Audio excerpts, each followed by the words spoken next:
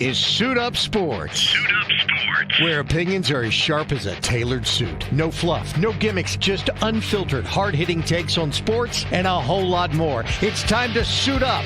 Now here's your host, DJ the Suit Stout.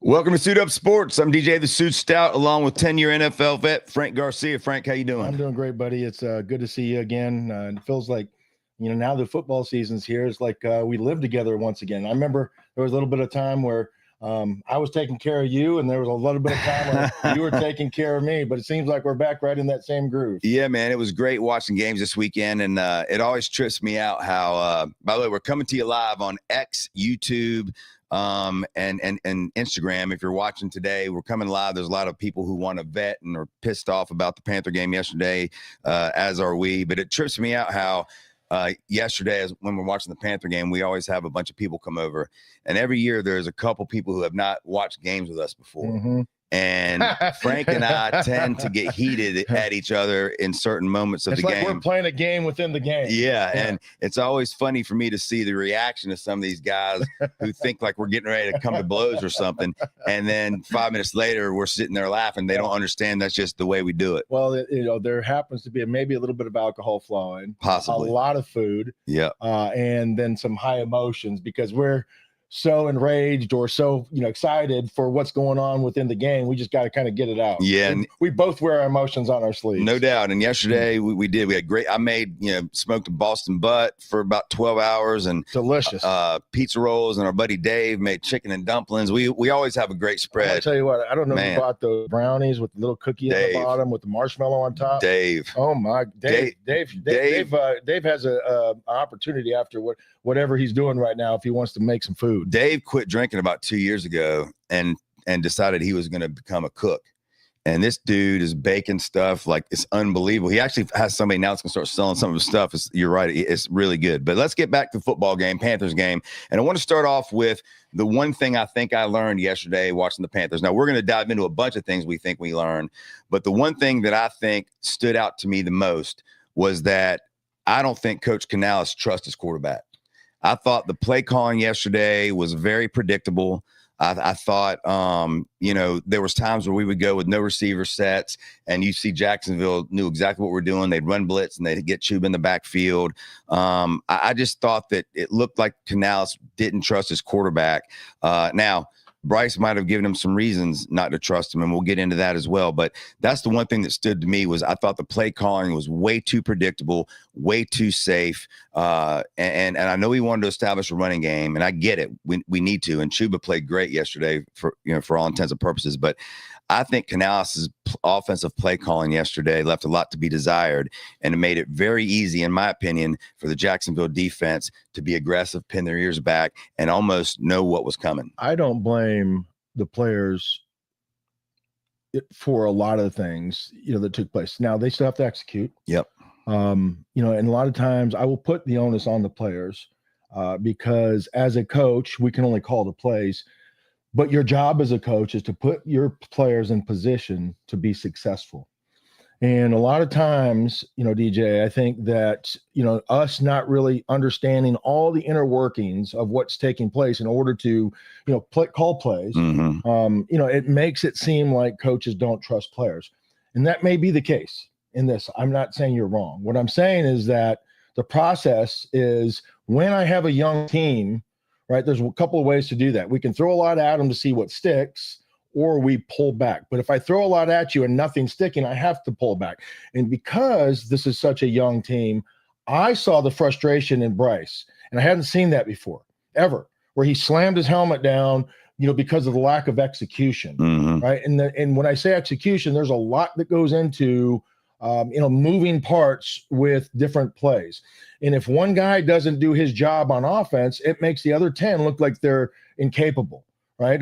I can miss a block as a guard and everybody else mow their guy down. Defense makes a sack or a tackle for loss, right? And it looks like we're inept. We don't know what we're doing. A guy run the wrong route. A guy's supposed to be where he's supposed to be and doesn't get there because he has a mental error, right? Or because he trips and falls. So those are the things that we don't see that take place within a play to have success. The play calling was very vanilla, right? Very predictable. And that's what you're talking about, is that you don't trust the quarterback. Well, or his players. I think it's more has to do with the players than it does the quarterback, because I saw the frustration with Bryce. Bryce was frustrated, I'm sure, like the coaches were, when it came to especially the 4th and 1 in the goal line. So how do I know that they want to trust their best player with the ball in their hand, right? But then when you go out there and you make the decision to throw the ball away on 4th and 1 on the 5-yard line, instead of just trying to stick in it, maybe get a pass interference, maybe get a great play, trust your receiver to go up there and make a play, whatever it might be. And you know what? The end result might be, an interception, right? In a worst case, that's the worst case scenario. Then you go make the tackle and you play football, or they get it on the 20. It's a turnover regardless. But to throw the ball away doesn't give anybody a chance to be successful. But the coaches felt like, hey, we're going to put our best player, our guy that's supposed to make the best decisions, with the ball in his hand. So they want to trust him. The frustration comes with Bryce is the guy's not being where they're supposed to be, or running the proper routes, or not picking, the right play, or not executing in those crucial situations.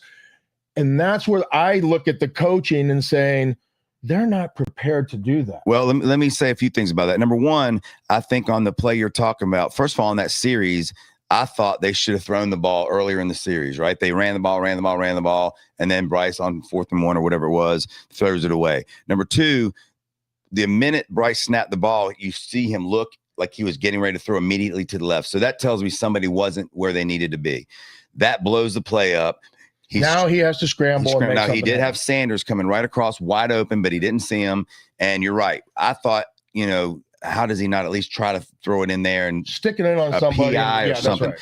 But I thought the play calling leading up to that could have been a little different, to where if he's your best player, let him make a play. You've got a 6'4" rookie receiver in Ted McMillan, who had a very good game for his first game.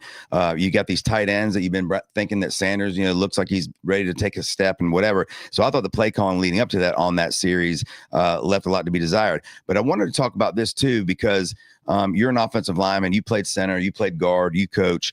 Canales talks all the time about doing the little things right and all these things. And you and I both had an issue with the fact for 2 years in a row now, our starters don't get hardly any playing time in the preseason. Yesterday, it was amazing to me how either the plays weren't getting in on time, or they weren't getting communicated correctly, to where it seemed like we were snapping the ball every time when the clock hit 0. And then with Corbett, and I get Corbett playing center this year, after playing guard for a few years and after coming off injuries, but we had a lot of high snaps. To me, if you're Canales and you're preaching all these things that he always preaches, and then you hear him after the game talk about execution and blah, blah, blah, how the hell are you at the first game of the season and you're telling us we're prepared and all these things, yet we still see a lot of the same issues we had last year when it comes to getting plays in on time, and when it gets and then, like I said, the snaps or guys being where they're supposed to be.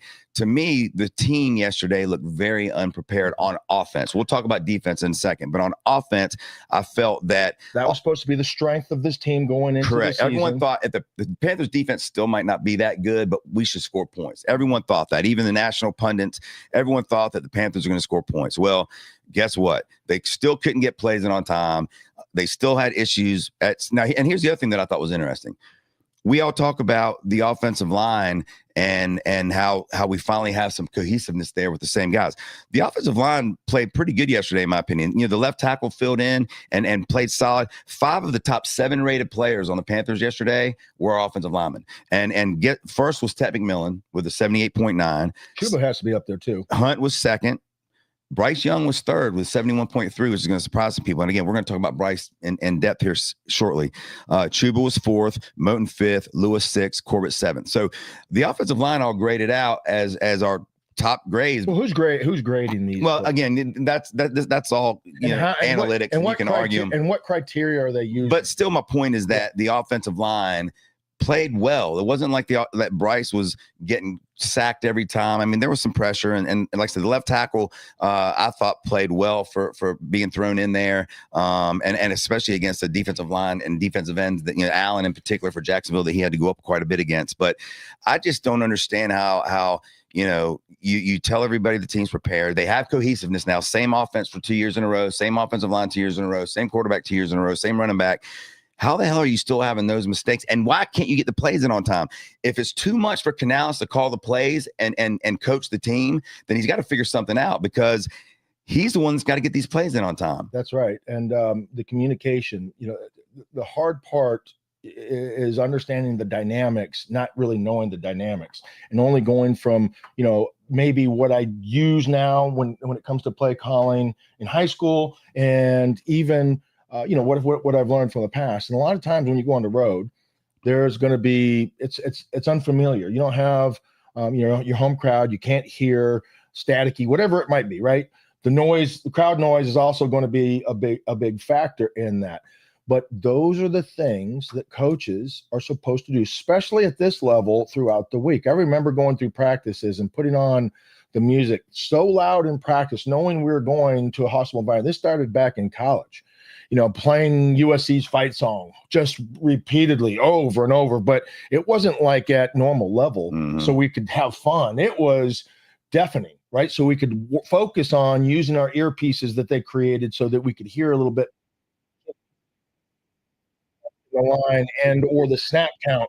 You know, a lot of times back then, going under center was a little bit more traditional versus playing the gun. But now in the gun, there still has to be that process in which you're working on so that everything is aligned, so that when you snap the ball, you don't have a false start. You don't have guys, you know, not ready to go. You don't have time to process. You know, we're set up, go, and the defense is still shifting, and I can't process anything. Let me ask you this then, because Corbett had several high snaps yesterday, you know, quite a few.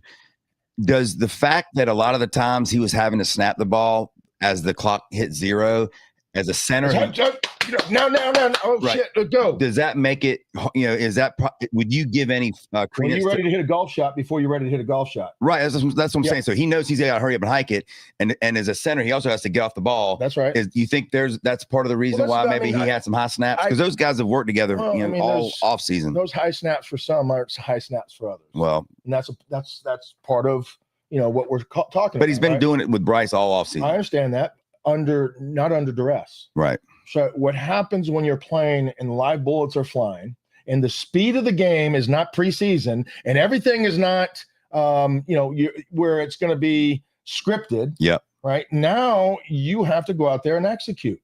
Right. And that's what the preseason is supposed to be for. Yeah. Right. It's all those little things of the moving parts of polishing them up. So when the season starts, you're not rusty.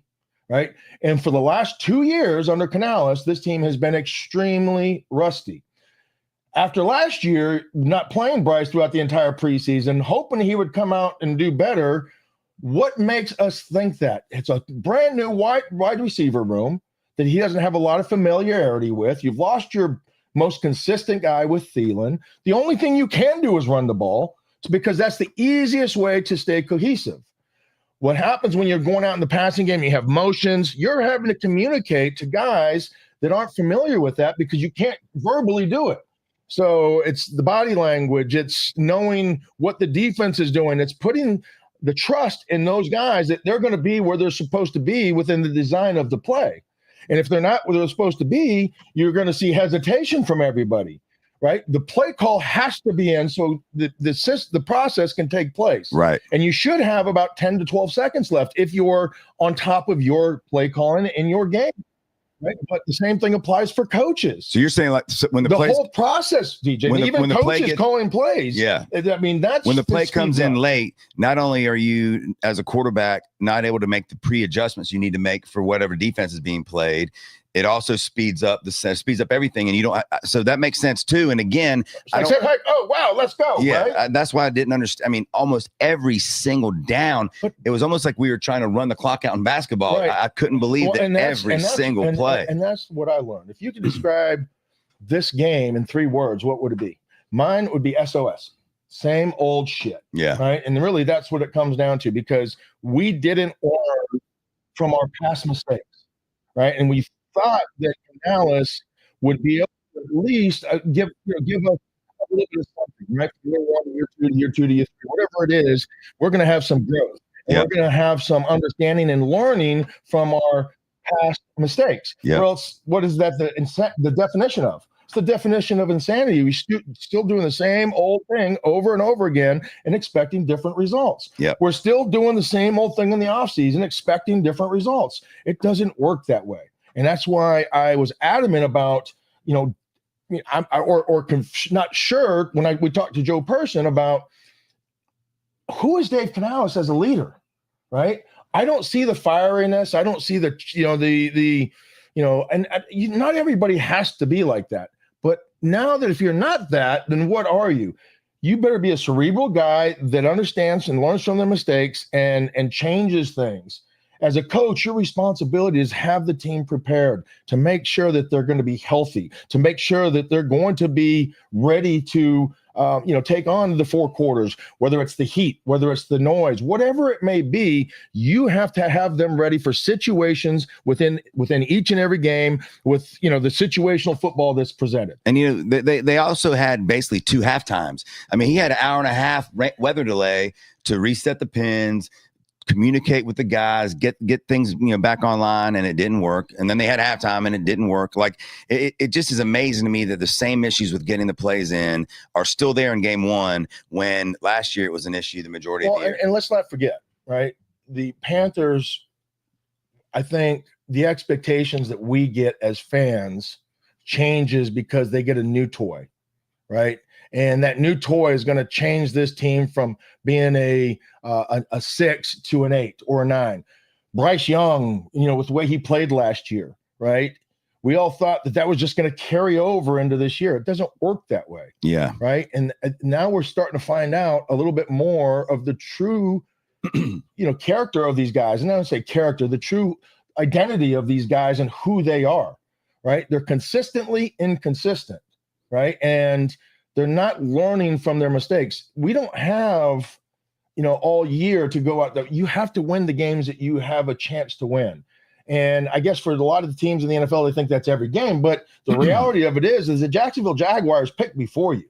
So throughout an entire season, the way you judge is by where you're drafting. And they drafted before us. So for all people out there that think that that was a worse team than us, even though they beat us last year, the perception is that that's a worse team than the Panthers. The Panthers should have a chance to win that game. There's no chance in that game for the Panthers. They got beat from the first quarter to the break to every play after that. I never felt during that entire game that we were going to win that game. I didn't feel like we had a chance. The first half, I thought that, we come down, we get a field goal, tie the game at 3-3, and then the next drive they go down, score a touchdown. We never had any momentum. The play that I thought that could have created the momentum that I thought, and again, we're going to talk about Bryce in particular here in a minute. I feel like the pass that Bryce underthrew Renfrow when he was wide open down the sideline, that's a touchdown. And Bryce, and he did. Bryce underthrew him. And if we score there, we're in the game. You got some momentum. Maybe the defense can come out and make a stop. And again, we'll talk about the defense as well. But let's go to Bryce Young, because on X and all the other social media outlets, there's a lot of different varying opinions on how Bryce Young played yesterday. I thought Bryce Young yesterday, if I had to give him a letter grade, I'd probably give him a C. And the reason I'd give him a C is because I felt that he made some great throws that were dropped. Sanders had a big drop. Leggett had the bonehead play when he had plenty of time to get both feet in and didn't get his feet in. We'll talk about Leggett as well, because I want to dive into that. But I thought that there were some drops. The interception that he threw that Dowdle should have had that went right in his hands, and he booted it up in the air, and Jacksonville made the pick.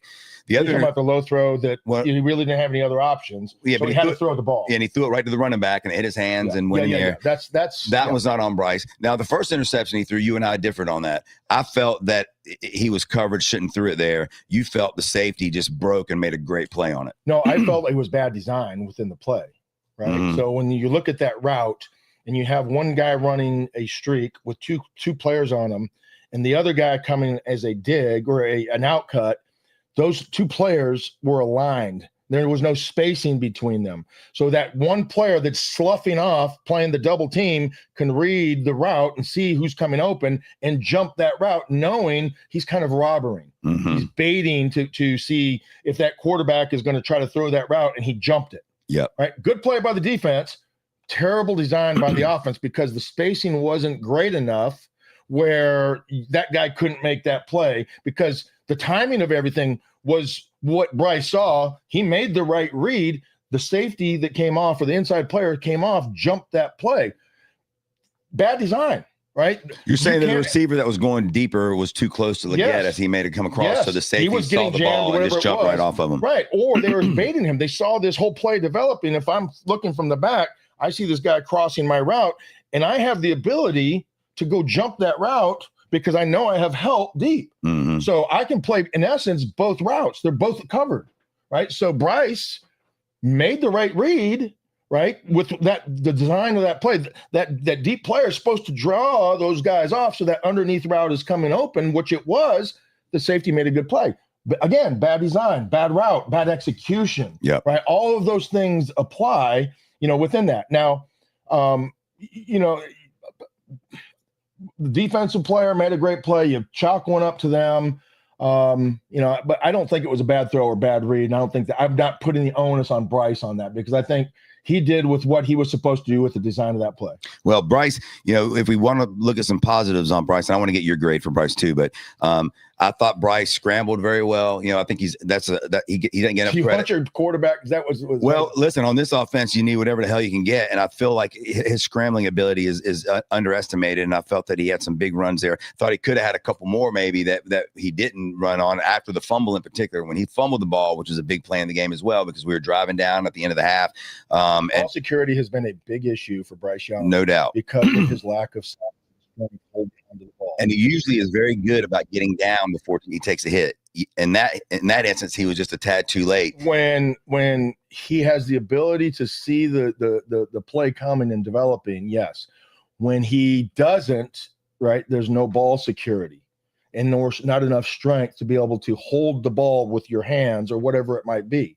Players have knocking that ball out too consistently. Where if you're a big guy, and I'm not going to compare him to Cam or a guy like Josh Allen, compare him to a guy like Lamar Jackson. Lamar Jackson doesn't fumble the ball because he's strong with it in his hands as he's running, able to throw the ball, able to tuck it. He can feel and sense when guys are going to hit him and he's coming into a pile. Then you see the security. Bryce doesn't quite feel those things yet. So if you're going to be a scrambling quarterback, you still have to be able to protect the ball because you turn into a running back. And running backs, if that guy was fumbling, what would we be saying about him? We'd be criticizing him. He can't hold on to the ball. Well, if that's going to be your quarterback, if Justin Fields is going to run with the ball and he fumbles it every other time when he gets hit and not looking, right, then we're going to say he shouldn't be running the ball, right? Get rid of him. He can't run the ball. All right, same thing applies for Bryce. So I can't excuse those things, because those aren't little things. Those are turnovers. No doubt. I mean, Bryce had 3 turnovers yesterday, and even if you don't give the 2 interceptions to Bryce, which one of them you definitely don't, still 3 turnovers right there. When you're failing to score points. 2 of the turnovers were when we were driving, and especially the fumble. Like I said, that was at the end of the half. We were driving down the field. Our field goal kicker, who, I guess was a bright spot. He was 1 for 1 with a 48-yard field goal on his first ever attempt. You'd like to at least get him a shot at it. So that fumble hurt. And they actually had time, so they could have made more. So, they could have maybe went down and got a touchdown. What was your grade for Bryce yesterday? I'm going to grade him more based on his pocket play and, just being able to step up and work within that and throwing. He was 50%. Right, throwing the ball. I think he was 18 for 35 for 154 yards, so a touchdown, and 2 picks. A little over 50%, right? A little 51%, whatever it was. But he had 2 picks and he had a fumble. Right. He also missed 3 throws that were game-changing throws. The Renfro one for sure. Underthrew him and he was wide open. Underthrown balls where all you have to do is put a little air under it, let him run underneath that, and go out there and make a play. He had some good plays as well. But my overall grade probably going to be, it's hard, but my expectations for Bryce is the number 1 overall pick to have success for this team. If he's going to be the guy and make other guys around him better, throw the ball and make those plays and those throws when you have to, because you only get about a handful of plays, DJ, in the NFL. what I like about college, you're going to have maybe 2 handfuls. In high school, you're going to have multiple opportunities to make plays. In the NFL, because the competition is so tight, you have about 5 plays that you're going to say, gosh, I wish we had that back. Gosh, I wish he had that back. And I have about 3 of those on Bryce Young not throwing the ball properly. Yeah. A couple of them, the drop catch by Leggett, or not getting his 2 feet in. Right. That's another opportunity. Sanders had a big drop. Sanders had another big drop, which we don't know what happens after that. Right. And then, this is just talking the offensive side. Sure. We talk about the defense, missed tackles, turn into a first we'll down. get to that. There's plenty of that. We're just talking about what Bryce. I'd probably give him, with all those expectations on him, a D. Okay, so I'd say you had a D. We both agree, though, that the loss you can't pin on his shoulders completely. No. A lot of people are trying to do that, and it's definitely not on Bryce Young. No. I would put it more on the coaching than anything. But I would absolutely have, if I'm going to give the lion's share of responsibility and blame, everybody owns their piece of pie, right? I would say the offensive line on the offensive side owns probably the littlest. Chuba owns probably. I would say Chuba and Tet probably. Or the least a bit response. I mean, they could have helped win, but they weren't the reason why. If you're asking the reason why we lost, it was lack of preparation. Yep.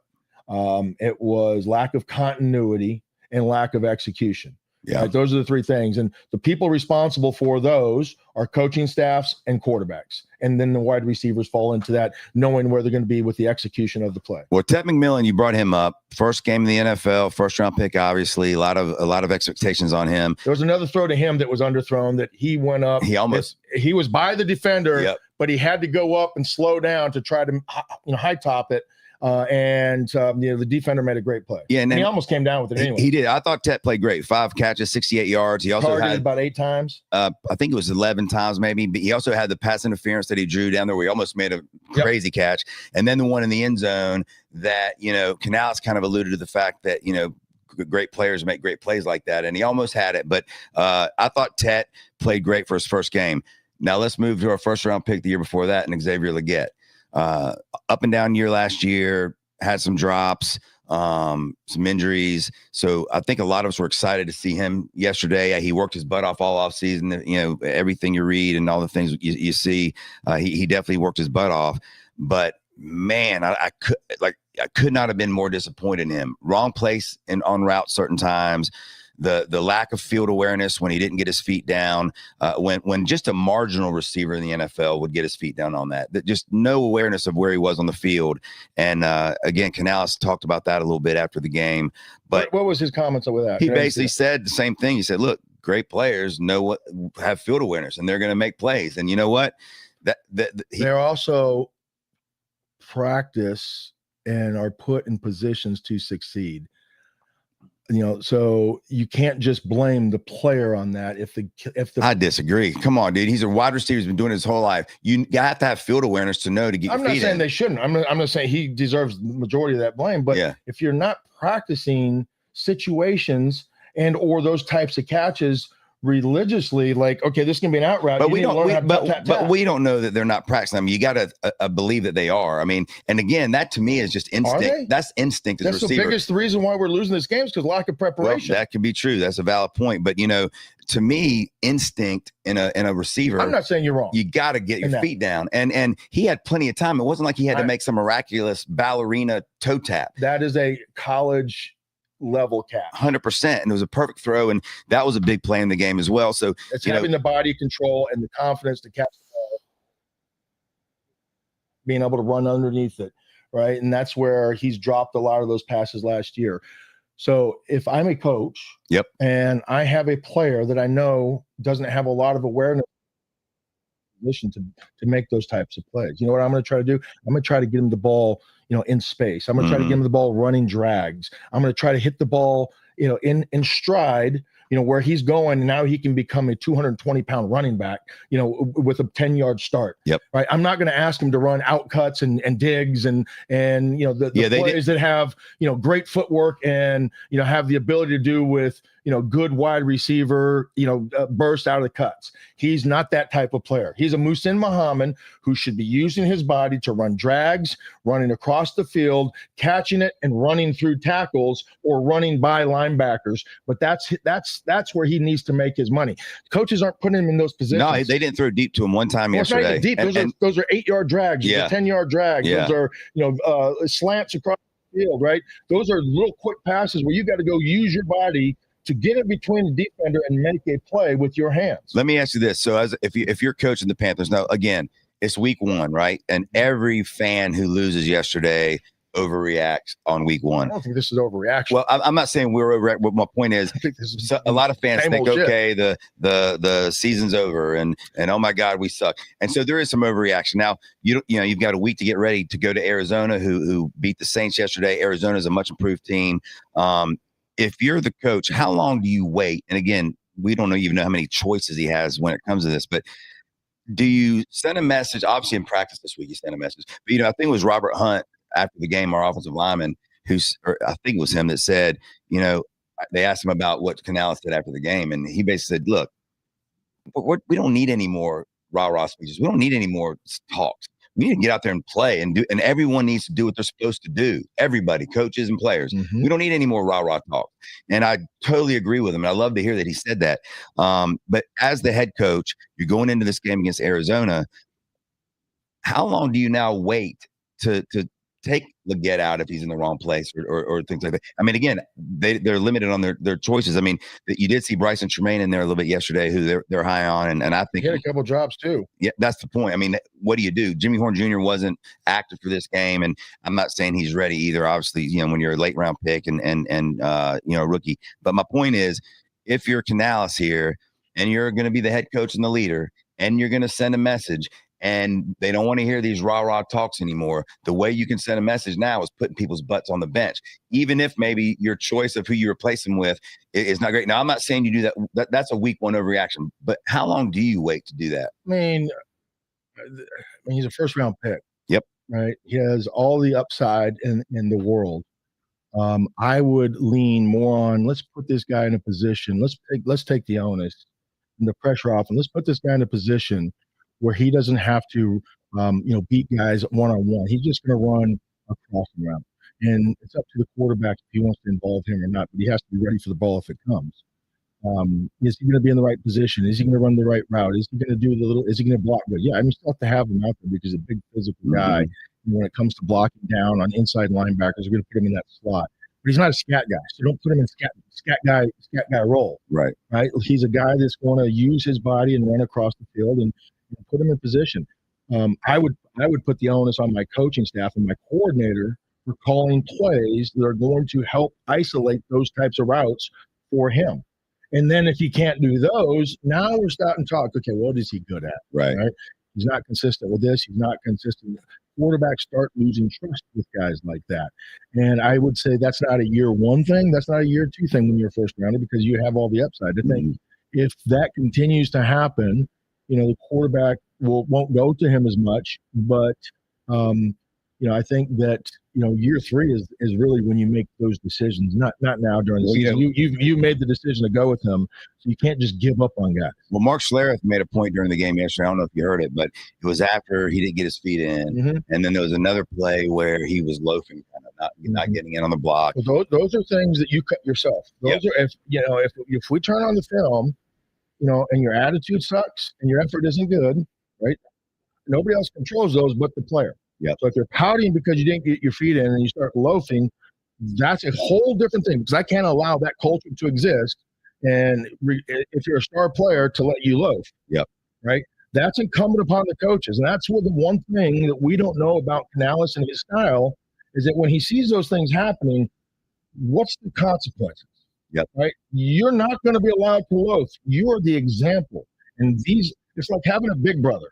And all the little siblings are looking at that big brother or big sister. Big sisters are worse because they don't do any wrong. And the boys, we're all hell raisers and we're always going to be in trouble. Yep. Girls, why can't you be more like your sister? Right. That's the example.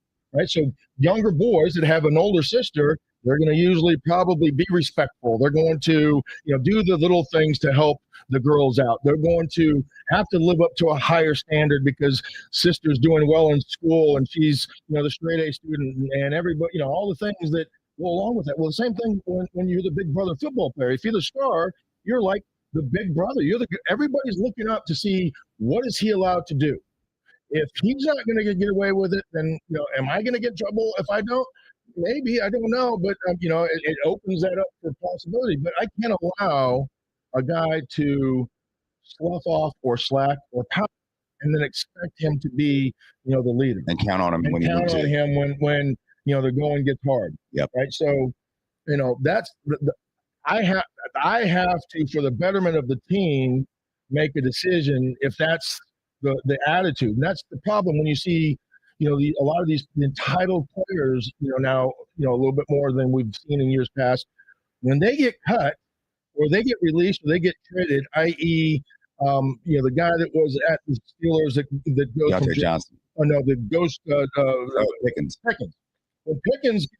When Pickens gets gone, the Steelers get better at receiver, right? Because that culture doesn't exist. The stupid plays, the bad habits, the sulkiness, the lack of effort in practice don't exist anymore. So the standard raises because these guys might not be as good, but everybody's going to be playing a lot harder. Yeah, and we're not saying that Legette is we're not saying he doesn't work harder. No. For all intents and purposes, he does. Likable guy, works his butt off. But yesterday when he had a couple of dumb plays and then they showed him loafing a little bit. Those are lessons that He's got to take as a with coach, I bring to you, or even as a veteran player, say, listen, buddy, I put my arm around you and said, we need you. Yep. We can't have you letting that one play beat us twice. Yep. And those are little things, that you learn as a young player in the NFL. I had a bad habit of that.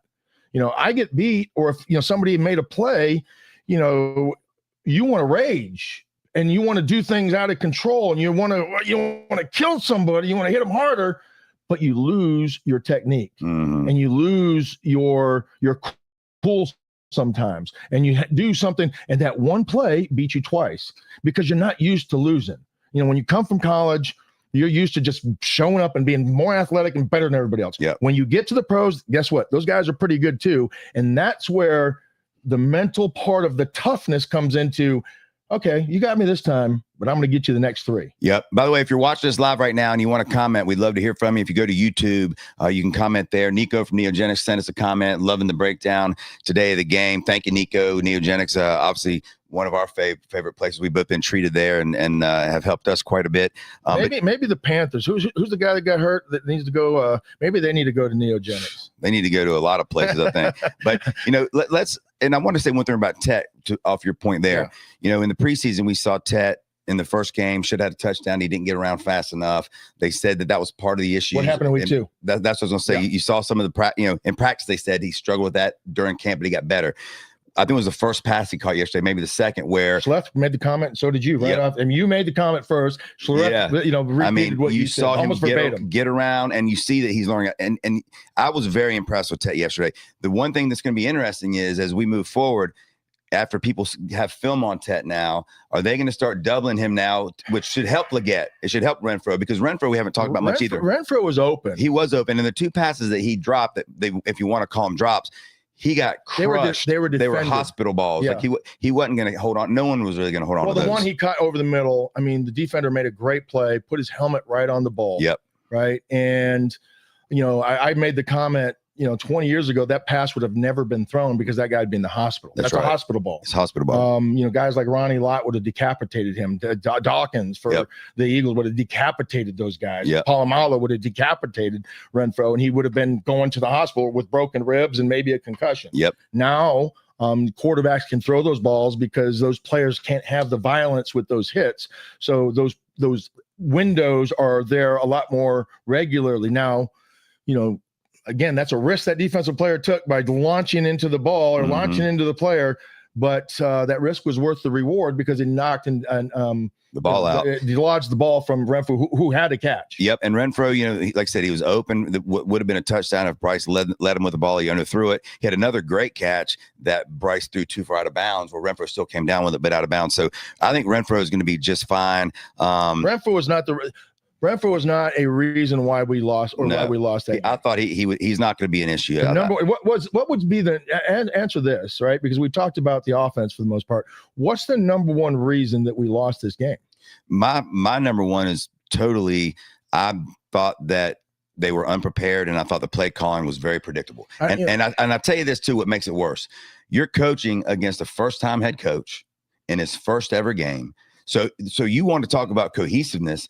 This is the first time this dude has done it with these players. It's the first time he's been a head coach, and they look very well prepared. They made very good adjustments. And that, to me, shows again that Canales is lacking in that. And again, I'm not saying that Canales, look, it's too early to judge Canales. There's a lot of things I like about him, but the one thing last year that bothered me is the same thing that bothered me yesterday, is getting the doggone plays in on time and being prepared and making adjustments. And I felt we failed in all three phases of those yesterday. And that's just on the offensive side of the ball. So now let's move to the defensive side of the ball. Let me just say something about the adjustments. It's tough to make adjustments when I don't have things to adjust to, because we can't even do the little things. So what are we going to adjust? Mm-hmm. If I can't trust you to do the basic things, how can we expect you to do the harder things? That's a valid point. But being prepared and getting the plays in on time.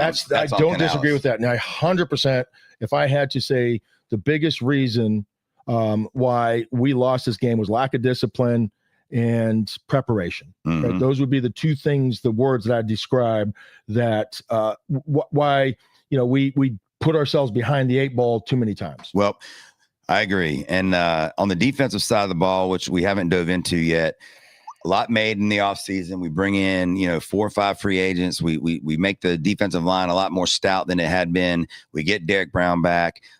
J.C. Horn, new contract, and we're excited about him. Re-sign Mike Jackson, who I thought played solid yesterday. We bring in Morrig at safety, who I thought played solid yesterday.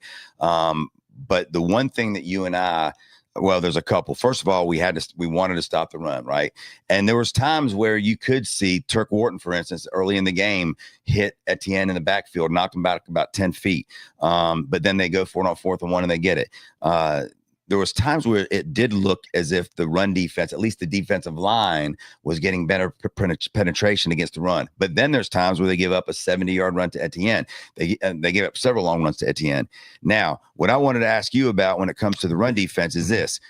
You have been on record, I've been on record, but you have been all over this, is the linebackers for the Panthers and how you feel we have none. Mm-hmm. So I said to you, I don't disagree, but hopefully the Rose Boom that played for the Rams last year that had 135 tackles is going to be an improvement. Hopefully Trevin Wallace, the rookie last year that got thrown into the fire earlier than anyone wanted, was going to show some progression. They said in camp he looked very good.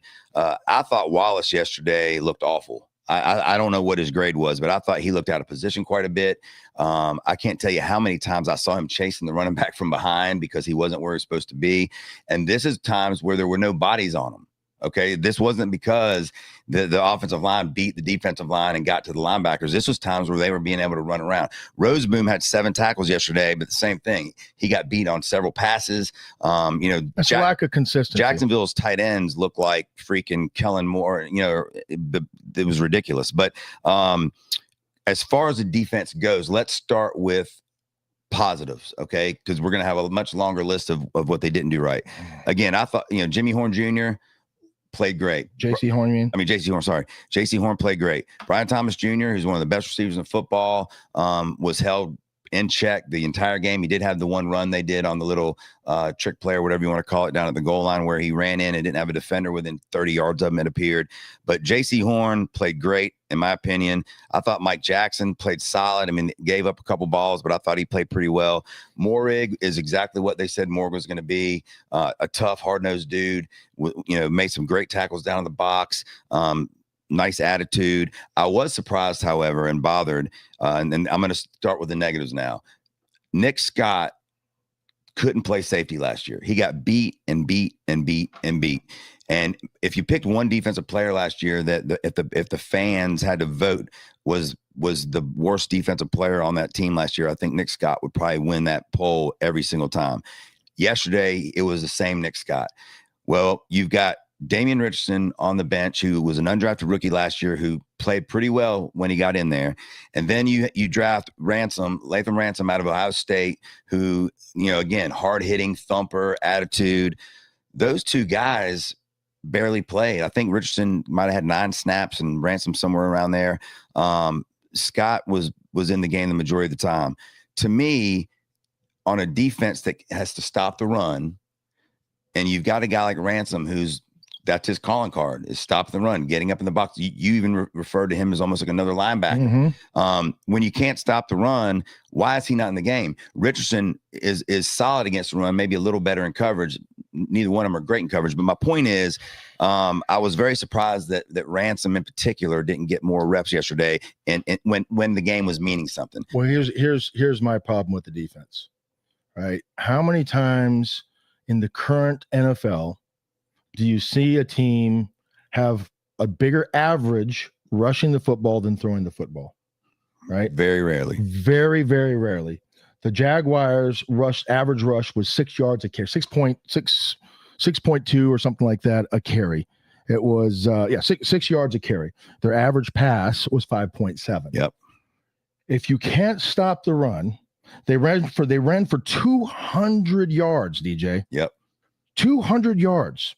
Now, I think two of those were... Doesn't matter. No, I know, but I'm saying I think two of those were... Big plays. At the end, he had the 71-yard run, and then he had like a 20-30. So, even worse. Splash plays, and the plays. And the 71-yard run came after the Panthers pinned them on like the 1 or 2 yard line, and you're trying to get some momentum, and he breaks the very first play. You can't win if you can't stop basic plays.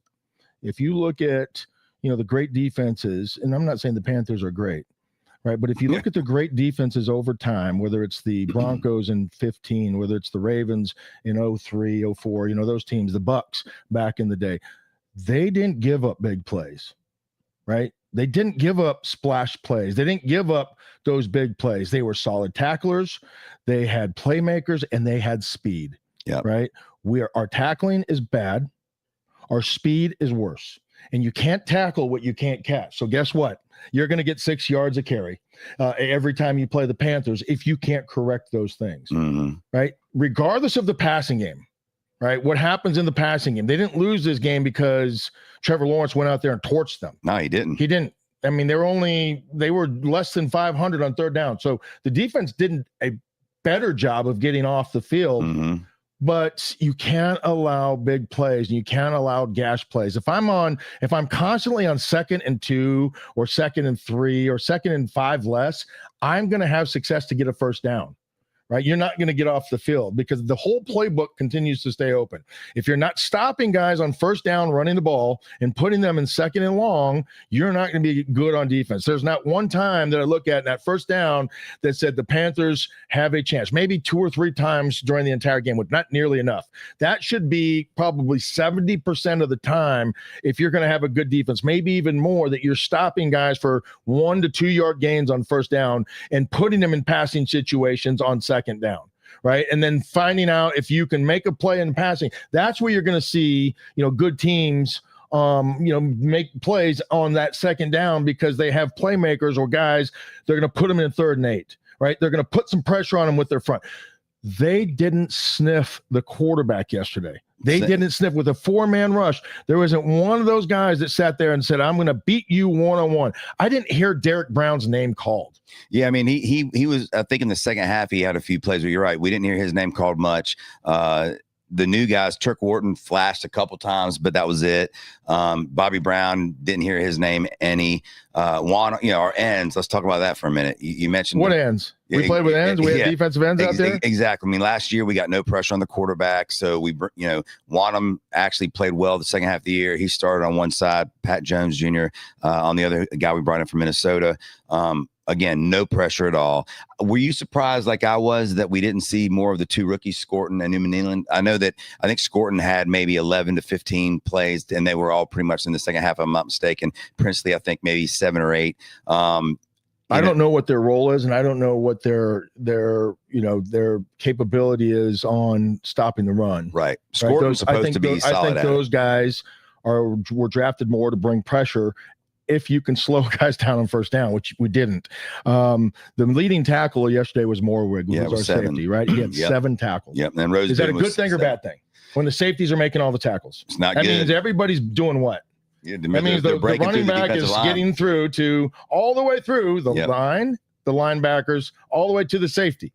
Right? That's not a good thing when the safety is leading your team. And it may be okay if you have them stuffed in the box and he does play that 2-yard game. And he does play that kind of safety. I mean, last year had 100 tackles with the Raiders because they played him up as like a quasi linebacker, and they did that a lot with him yesterday. But you're right. How many times did he make those tackles after the running back was already the 6 or 7 yards? Absolutely. Right. He did his job. Right. He was a bright spot, if you will, when it comes to the defense. But I'm looking for our leader, who's Derek Brown. I don't see. There he is, right there. He had 3 tackles. He had 4. He had 4, 1 assist and 3 solo. Right. No pressure. No tackles for loss. And that's the thing when you look at these stats that stand out throughout the game. We had 1 tackle for loss, and I think that was the sack that we got. Did we get a sack? Well, I thought that Alshon Robinson had a sack in the first half, but when I looked at the numbers, they did not credit him. So Lawrence must have got over the line. No, 0 sacks. Yeah, no sacks. 0 sacks accredited to the Panthers against a team that threw the ball 36 times. 0 sacks. I mean, same story as last year. 6 yards a carry. Where did this defense get better? Well, and I'll tell you what, against Arizona, a lot of money. Kyler Murray, you're not facing a statue back there against Kyler Murray. You're facing a guy that's going to run his butt off. So that's the fact that we had 0 sacks against Jacksonville and they threw the ball that many times is alarming. And again, let's remind you, Jacksonville picked B4s. That means their team was supposed to be worse than the Panthers. Did they get better? They probably are still scratching. I don't know if we got better. We just played the Panthers, right? Or how good are they? Yeah. Right. So what's our measuring stick with? Did we do? Well, they did what they're supposed to. They handled the Panthers, right? They never really felt like they were going to lose that game. Your quarterback got some confidence. He did his thing. He had some nice throws. Probably had a couple more that he could have made, or that could have been gone the other way. That's going to happen. Those are going to balance out. But for the most part, they manhandled the things and the units that are supposed to be the strongest of this team, right? They beat us up on the offense. Our offensive line played okay. We did the best on the offense, right? But Chuba Hubbard had a couple. When you get behind, you have to throw the ball. But the defensive line, they were non-existent. Yep. And how much of our money went to the defensive side of the ball? How many of our draft choices, other than McMillan, went to the defensive side of the ball? Where did this defense get better? Yeah, and again, it's one game, and we don't want to just overreact, but we can only go off what we saw yesterday. That wasn't the Buffalo Bills. That wasn't the Kansas City Chiefs. That wasn't the Philadelphia Eagles. That wasn't the teams. It's only going to get harder, that's for sure. Yes. And so let me ask you this, because I've seen on X and some of the social media outlets, I've seen a lot of fans saying, why are the Panthers even playing the 3-4 defense? They it's not working. It didn't work last year. And so let me ask you to change to a 4-3 with the players that we have available. Does it make sense? Do we have the players, and what would that consist of to even make that change? It puts the onus on the linebackers, in particular the middle linebackers, to be better cover guys when you're playing a 4-3. You have to have guys like Luke Kuechly and Thomas Davis, or have that third guy that's going to be in there that that can cover a tight end. It's a big body guy. You can cover with that will back or out in space, the backs out of the backfield or tight ends. That Sam, who's going to be lined up on that strong side, is going to be directly over that tight end, and he has to be able to match up with him. You got to have a middle linebacker that can go sideline to sideline. These guys can't run from tackle to tackle. Right. So what makes us think that going to a 4-3, they're going to start running sideline to sideline? You have to have good corners. They're going to play that press coverage and are good tacklers. They're going to be able to set the edge, when it comes to playing that cover 2. 2. They're going to be able to jam and be physical. We have a guy like that. Yeah, I think our corners. I think Horn is a guy that can play a 4-3 much better. And your safeties have to be able to be guys that are going to be able to tackle well and cover over the top with speed, right? Yeah. And also play that box player, drop down in the box and able to play that run pass. I think we have that guy in Morwig that can play that. I think he's a guy that can play the 4-3. We don't have a middle linebacker that can cover the deep third, right? When it comes to cover 2, that Tampa cover 2 is that those safeties are going to slough over the top to kind of, keep everything in front, but also not allow those things over the top. That means a middle linebacker has to run like Luke Kuechly. You saw him against Gronk multiple times, one-on-one, where he's going to try to make that play or Gronk's going to make the play, but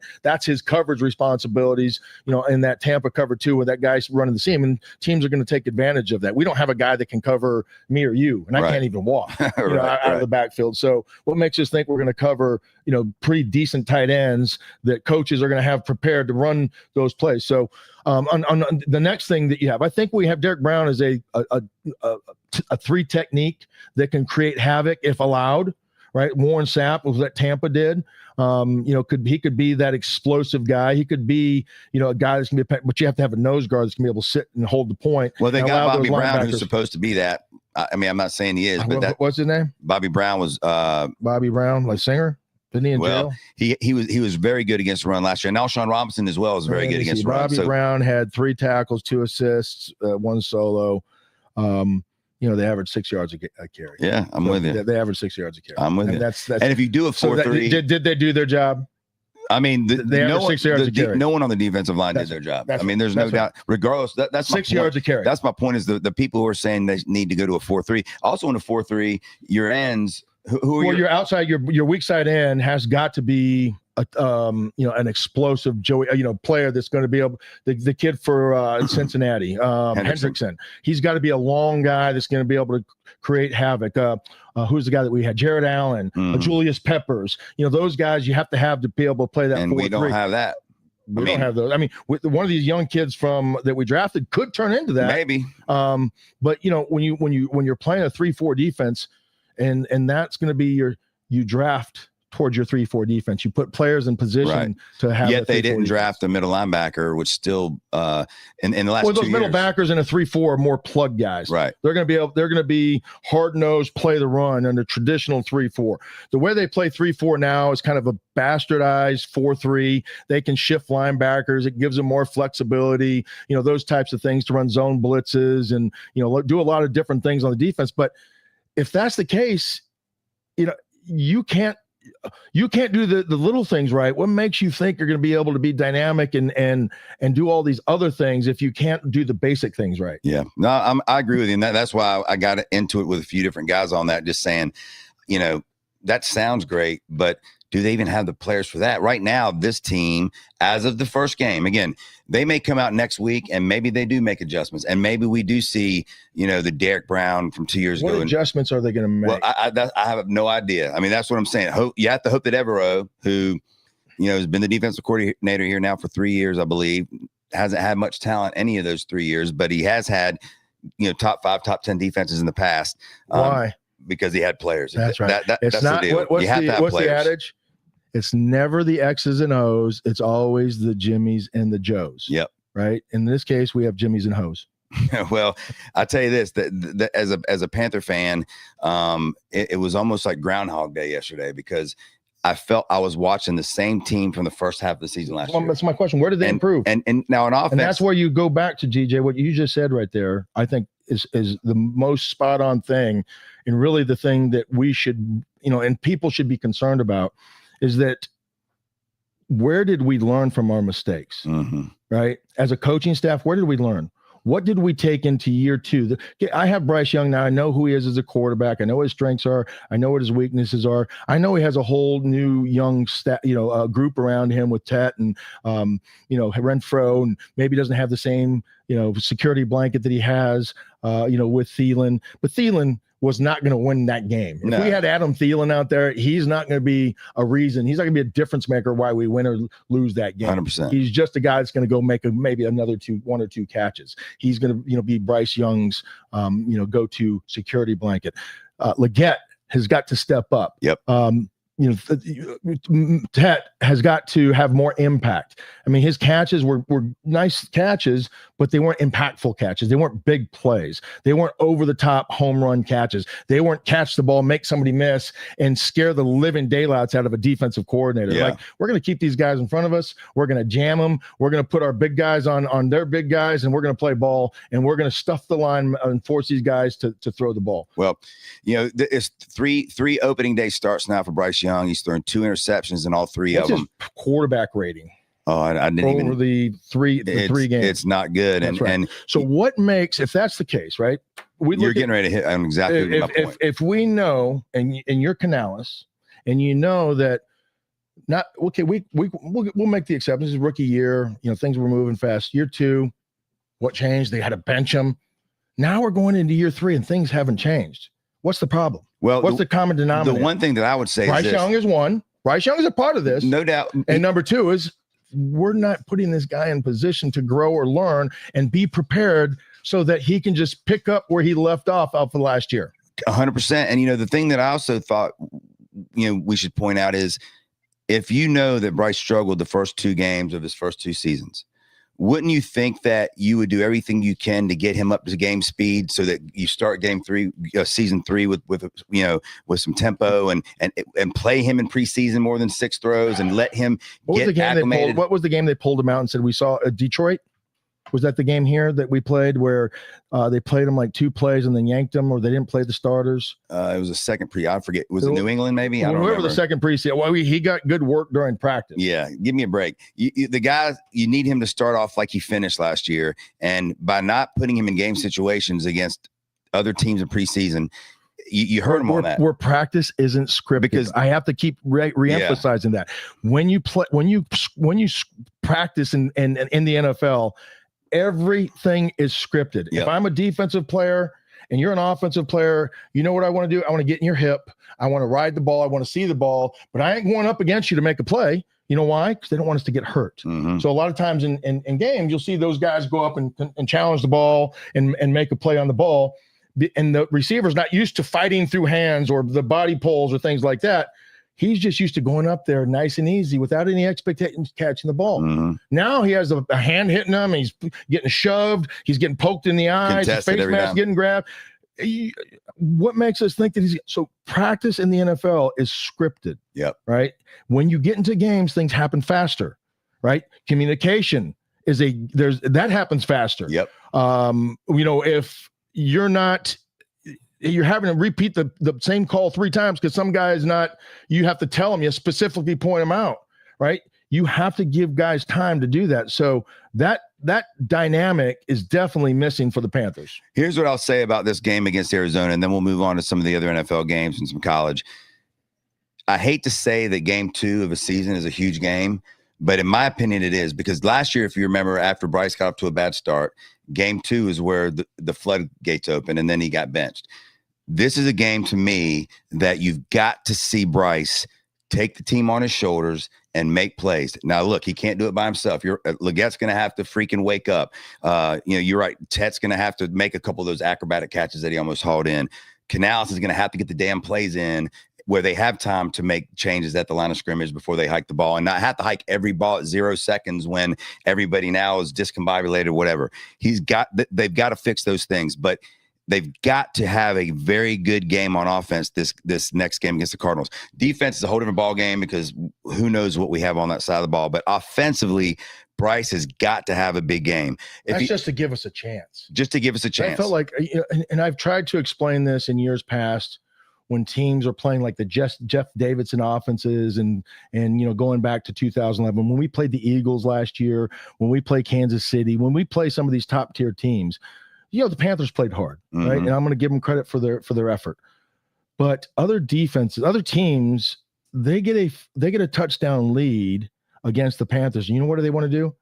They want to waste the clock. They want to they want to control the tempo. Why? Because they don't feel like the Panthers have the ability or the firepower to beat them. So they play with these leads and then they pull back, trying to shorten the game.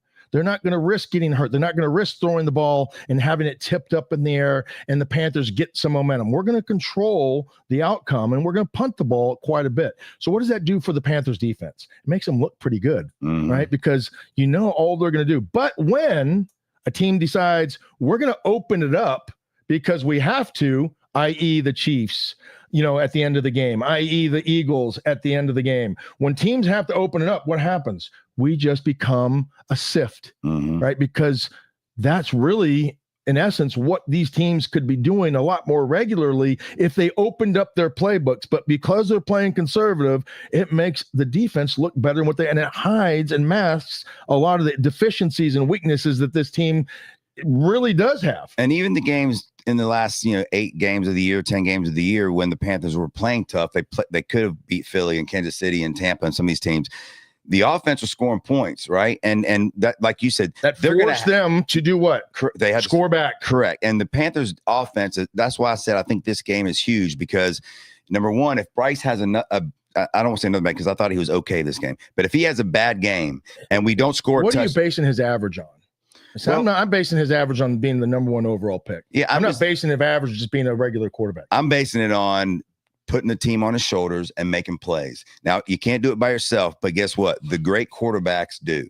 And if he's going to be a leader and be the quarterback of the future for this team and put this team in a position where they're not going to have to start scouting what quarterbacks are we going to draft in the draft next year, then he's got to put them on the shoulders. Yesterday, I felt this. I felt that Bryce made some great throws. I thought he had some drops that were on the money. I thought the defense for Jacksonville made some good plays on some good balls. I also thought he missed several, including the one to Renfro, which is an easy touchdown. I thought he made a bonehead decision to throw the ball out of the end zone on 4th and goal. I don't care who was in the wrong place or not. You try to get a touchdown there or make a pass interference or something. To me, that almost made me think, did he not know it was 4th down? Like he threw it 20 yards out of the end zone. Right. And so, I need to see him step up and be, you mentioned when he slammed his helmet down and was pissed off because somebody was in the wrong place, whatever the case may be. It was just the frustration of the lack of execution. I think is what the reporters asked him after the game. And he commented on that.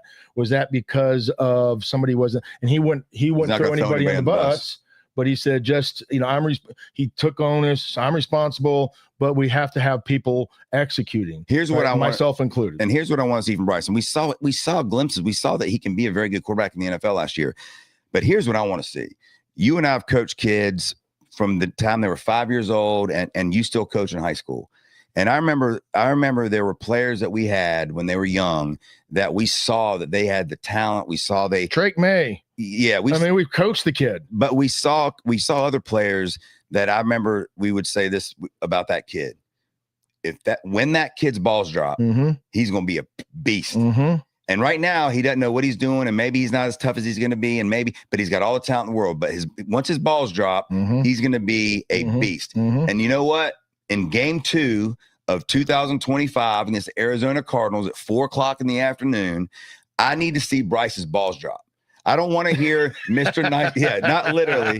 I want to see this kid come out there and get on his players and get on the coach if the plays aren't in time and freaking get pissed off at a receiver for not making the catches they need to make or dropping the balls.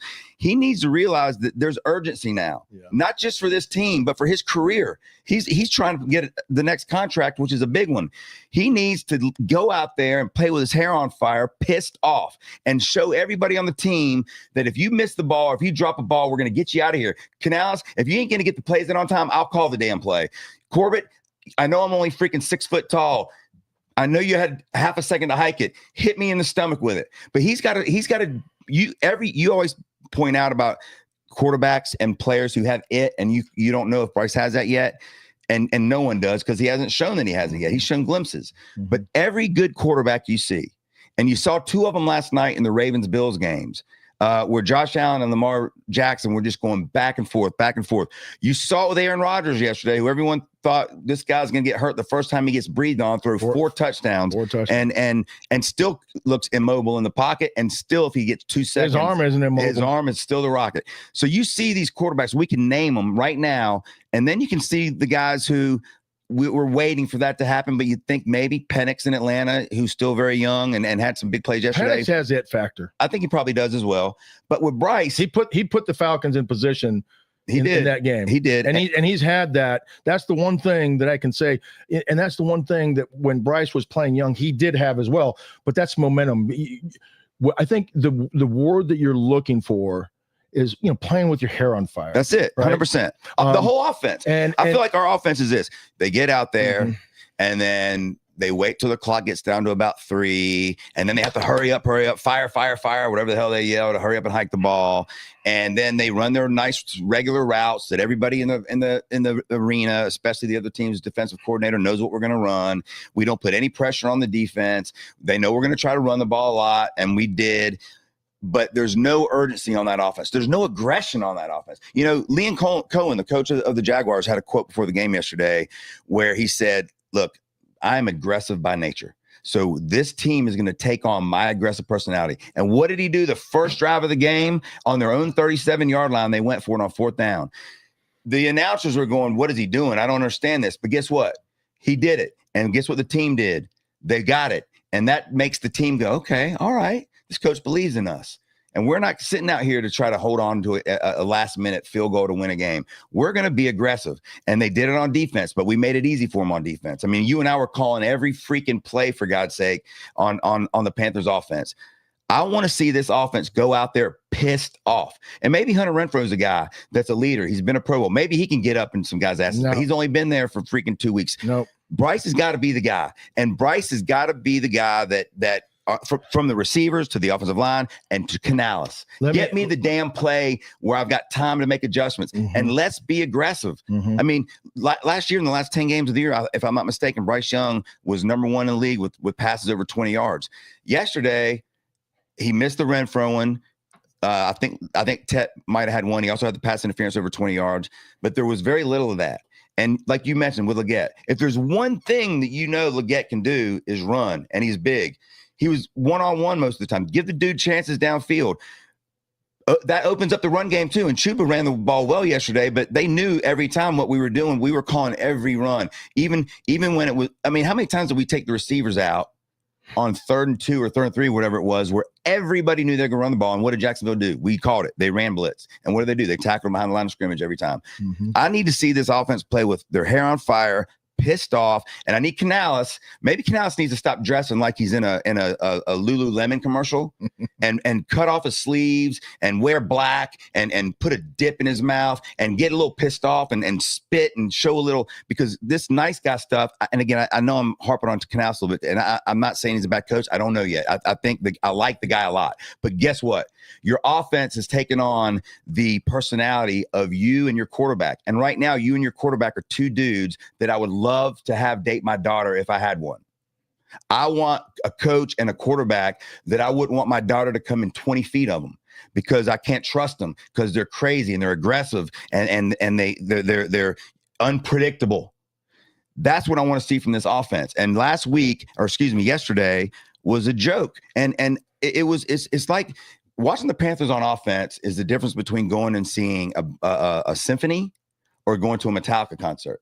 I want Metallica. This is like a symphony. It's just, okay, we're going to wait till the last. You would have thought the Panthers were winning by 20 points how many times they hiked the ball at 0. You would have thought they were trying to make the game longer, and they're down 2 touchdowns. The clock, yeah. Like it's total opposite. And so, and I watched games yesterday where you and I were watching some of them where teams could have been running the clock out, but they trusted their offense to go get that one more catch that's going to steal the game. And this team plays like they're winning by 20 the whole game. So they've got to let it all out. They got nothing to lose. And guess what? Arizona next week is not going to be an easy place to play. They're lucky it's not going to be 100 degrees. So they're going to at least have a nice, comfortable atmosphere. They're going to be playing against a quarterback that's one of the top 3-4 scramblers in the league. He's got a rocket arm. Marvin Harrison Jr., one of the best young receivers, had a good game yesterday, a touchdown. They've got one of the top 3 tight ends in McBride, which we could not cover Jacksonville's tight ends yesterday. So McBride's on one of my fantasy teams. He's going to go for 200 yards. We got to see Bryce go in there in this offense and make a difference and play pissed off.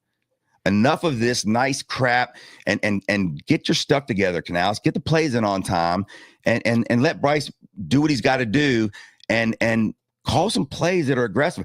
Like you said, you said a great comment a few minutes ago where you said, what did we do on offense that made the other team's defensive coordinator go, oh crap? We don't have a player. And if we do, use it. Leggett maybe he is that player, but when you don't throw the ball deep to him ever. Well, it's not. I mean, it's just putting him in position where he can be explosive, right? Where he can run with his hair on fire. Yeah. You know, run after the catch. Yeah. I think the word that you're looking for is passion, right? And as you just so eloquently put it, passionately said, right? Yeah. Passionately said, yeah. Not everybody plays that way, and it's crazy. I'm trying to think of, the dynamic and the chemistry of a team and the makeup of a team, and I'm thinking about teams that I've coached in the past and teams that I've played on in the past versus teams that I'm coaching today, and we're at the beginning of the season. We sit with all of our coaches and we're sitting here talking about who are the leaders of this team. Well, this guy's he's going to be the best player. He's going to be a leader. This guy, and then we start asking ourselves, who's going to be the vocal leader? Who's going to have the passion that's necessary in order to fuel the fire so that everybody catches it? Yep. Right. We don't have a guy on our team. Definitely no, not I'm not talking about Panthers. I'm talking about the team that we're talking about with the coaches. So what do we do? Right? How do we find that voice to be, an extension of what we are as coaches? Either one of two things has to happen in that case. If the players aren't going to provide that pump, that spark, who does? Coach. A coach does. And in high school, it's easier to do that. In college, it's easy. In pros, if you're not that guy, it's fake and it's phony.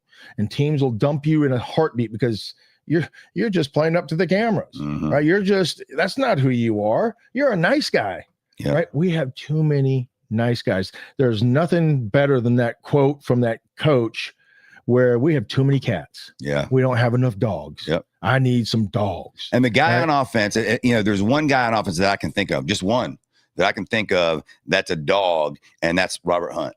He's the offensive guard. He talks a lot. He's tough as nails. Who was the guy that's going to take you and bury you in the ground and then go throw their forearm on you and get a 15-yard penalty just to show you you're my bitch? Yeah, and Hunt's the guy, but that's the only one I can think of on We offense. don't have guys that try to embarrass other players. Yeah. We have guys that want to help them up. We don't have guys or a coach that's going to sit there and dog curse a guy to get something out of him. We have a guy that's going to pat you on the back and tell you it's okay. We'll just do it the next time. Yeah. We'll just learn from that. Attitude. Remember the Titans, the movie? Yep. When the two guys on the outside and the top, you need to play with more pass. You need to do this. You need to do that. Attitude is a reflection of leadership. There's nothing been more true than that line in that movie when it comes to this team. Yep. Attitude or lack thereof is a reflection of leadership. If Canales is going to be the nice guy and he's going to be this, and he better find some dogs, because Harbaugh, he has some fire but he had Ray Lewis. He had Ed Reed. He had guys, Suggs. He had guys at every position group that were going to be that dog that if you didn't do what you were supposed to do, Ray Lewis was going to grab you by the face mask. Ed Reed was going to grab you by the face mask. Terrell Suggs was going to grab you by the face mask. Saragusa was going to grab you. Sam Adams was going to grab you by the face mask. And they were going to make sure that, damn it, you're going to do it this way or else you're not going to be on this team. Yep. Who are those guys for the Panthers? Yep. We don't have As of right now, we don't have them. Who is our captains? Bryce Young? He doesn't want to say a negative thing. And you know what? I can understand that for a quarterback. Do you think Tom Brady would allow that performance to happen? Do you think Peyton Manning would allow that performance to happen? Do you think that Aaron Rodgers would allow that performance to happen? Do you think any quarterback that was a leader, Troy Aikman, I watched that great documentary. Now, he was a little stoic at first, but there was a point where he's like, they had Michael Irvin on the offense. They had Emmitt Smith on the offense. They had the offensive line that was going to take the Bulls by the horn. They had Charles Haley on the defensive side. They had guys that were going to say, Ken Norton Jr., Deion Sanders, Michael Irvin. They had guys that were going to say, you know what, damn it, this is who we are, and we're not going to lose, and we're going to find a way to get this done. These guys look like a bunch of choir boys in a street fight, right? And that's who you're recruiting. That's who you're drafting. And I don't know how that changes. I don't know if you should just go find a guy that's going to be a great leader, but sometimes it's necessary to shake the boat a little bit and to rattle the ships a little bit and to call guys out and to make sure that people are going to be held accountable. If you make a mistake, it's not okay. It's not my bad. Just get out. Yep. We're going to find somebody that can. Yep. Examples have to be made sometimes for the betterment of the team, or else you're just going to have the same old crap happening. And I'm going to tell you this, and then we'll move on. But back to the play calling. When you're calling plays and you're aggressive and the team's executing, that's how you build off of that on both sides of the ball. I mean, yes, your dad wanted to blitz on the defensive side you know why? 100%. You know why? Because that's his personality. Correct. I don't give a damn. We're going to hit them. Yep. We're going to hit them. If they beat us on a big play, you know what? Good for them, because we're going to come back and hit them again. Yep. That was his mentality. That's your mentality. Yep. You can't always be that way, but if that's not who you are in nature, I can't be a nice guy and all of a sudden start. Right. And if Canales starts, if he's more aggressive on the offense and they start getting confidence. That just doesn't happen though. But if they are more aggressive with the play calling and then they see some success with it, that's how it builds. On defense, Evero yesterday didn't blitz hardly at all. Now you're going to say he can't really, because he doesn't have the players to do it. And if he does, he's going to leave something. And you're right. But like you just said, sometimes you got to do it. A big sack, knock the quarterback on his butt. I mean, they just, to me, have to get more aggressive with their play calling on both sides of the ball, and the players then have to execute. When the players are aggressive and having fun, you can see it. Mm-hmm. And that's how momentum builds. That's how confidence builds. They're not going to build there when you're having an offense like you're in the library and you have to wait to the last second to even flip a page, which is what we're doing. So Arizona, to me, is a huge game. I don't mean that for playoffs or any of that crap. I mean for Bryce Young and for this team to believe a little bit, because then they come home against the Falcons and they played really well yesterday against Tampa Bay. This is a big game. We've got to see improvement. And I don't mean a little improvement. I mean dramatic improvement on both sides of the ball and from the coaching staff.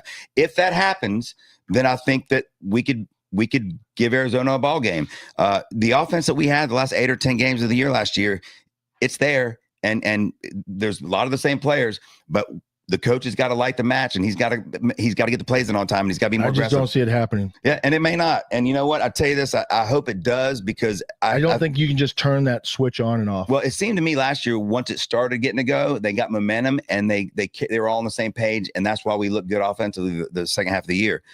But to me, where's the carryover? That's exactly my point. I don't see how. Okay, even if you want to say, okay, well, a lot of the teams Patrick Mahomes in the first half of that game. So what does that tell you? It tells you the way they prepare. Yep. Is not up to par to continue to build. Jimmy Johnson versus Barry Switzer. Yeah. If you watch that document, totally Jimmy Johnson, he changed cultures. He had them doing sprints. Yep. You were going to throw up in practice if you're not doing. You're going to get cut if you miss. If you don't execute. This is your job. You are a professional. Guess what's going to happen in real life? If you're a doctor and you screw it up, am I going back to you? Yep. You're getting cut, right? I'm not going back to you again. That's real life. Yep. If you're expected to make a play and you don't make a play, you're going to find somebody that can. Yep. There has to be some sort of consequences for your actions. As harsh as that may sound, this is professional football where guys are making a lot of money, where you're expected to perform and execute, right? And those are the teams that win, but there has to be some sort of fear if you don't. Yep. And there's no fear in losing for the Panthers. There's no fear. It's like expected. Well, it's accepted. That's why I was asking you if you're the head coach and you don't want to overreact. But after the putrid performance they had yesterday and you go in Arizona, how long do you wait to start doing that? So if Leggett, for instance, in the first series of the game runs the wrong route and Bryce throws a pick or whatever the case may be, do you bench his butt and put somebody in there? Like, when do you start? There has to me, now's the time, because you can't. You've got to start. If the guy's trying and he's giving effort and he's going out there and doing all the little things in the off season and practice, and he showed up every day, and he's not. I have to figure out as a coach, am I putting him in the right position? Mm-hmm. Because this kid's doing everything he can. He obviously has talent, right? And then I try something else. And if I try something else and he continues to, okay, well, now what? Yep. We've exhausted this. We've exhausted that. How else can I help him be successful? Right? Can I teach him better? Can we stay after practice and catch some more balls? What is it that can he get on a more timing? Could we run better plays? All the things that I can do where I can. And if that still doesn't happen, now I have to start thinking maybe this guy isn't who we thought he was. Yep. Right. This game is too big for him. Right. The moment is too big for him. And now I'm going to have to move on. Right. And that's what the progression is with coaches. I don't think we're at that stage yet where you're trying to move on from Leggett. No, right? I don't because either. he has talent. But you have to find a way that he's going to start being productive and motivate him. And first person I would look at if I'm a coach would be, how can I put this kid in position to be successful? Mm-hmm. Right? Yep. How can we develop some confidence? Yep. Is it a screen pass? Is it a tunnel pass? Is it a 5-yard stop where you just throw him the ball, let him or catch even let him run the ball right. like they do with Debo Sweeney? Let him run a reverse. Yes. Right? So you find a way, to get this kid a chance to be successful. And then those things, like you said, will start to snowball and grow. Well, here's one thing that I would be shocked if we don't see next week. I'll be very surprised if we don't see Ransom on the defense a lot more than he played yesterday, because of a lot of the reasons we're talking about: attitude, thumper, good against the run. So I'll be shocked if we don't see him. And I know he's young and got a lot to learn and all those things that they can say, but I'll be very surprised if we don't see him play a lot more against Arizona than we did this past week. And then at the receiver position, I don't know. I mean, that's I think that you're going to see more deep balls, I would hope, but we'll break that down. Deep balls are not the answer. Well, you have to, it at least helps open up the offense a little bit. If you're successful, if you're just throwing deep balls and you can't catch them, well, of course, defenses are going to say, you know what, let him throw the deep ball. Of course, but what I'm saying is not being so predictable. So mix in some of those damn plays to just keep the defensive coordinator off track. That defensive coordinator yesterday was like playing chess, and we were playing chess. He knew exactly what we were doing. Me and you did. We were sitting there making every freaking call that we were. But you understand, again, I mean, there is some unpredictability in some things that you do, but for the most part, teams are going to know what you do. They're going to know, I'm going to know what they're doing, right? If I don't, I didn't study my film. Right. The difference is they executed. No doubt. Right? They did. So here's they did what they do well, better than what we do well. And that's the reason why you want to lose a game. It's not rocket science. It's not some crazy plays that we're going to draw up and trick them to death, right? No, we have to execute the simple things, right? And if we're not doing those things because we're not prepared to do those things, and we're not being put in position to do those things, and we don't even know what those things are. Who are we as a team? Mm-hmm. We don't know what makes us tick. How can we be successful? And especially when Canales has been on the record so many times as saying we're going to be a team that runs the ball and stops running. That's going to be our MO. 6 yards a carry. Exactly. So look in the NFL. Run the ball. By the way, they've shown that they can run the ball. We were pretty. But when you get behind, you can't run the ball anymore. That's right. And when you don't stop the run on defense, you're going to be behind. So until they fix that.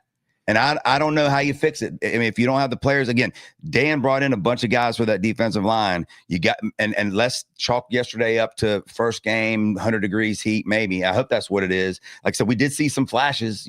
Turk Wharton flashed a few times, but let those rookies get in there a little bit. Let Scorton play a little more. He's evidently good against the run as well. But we'll break all that down on Friday, and hopefully everybody by Friday will forget this game yesterday and the fact that we felt the same way we did the majority of the last 5 years.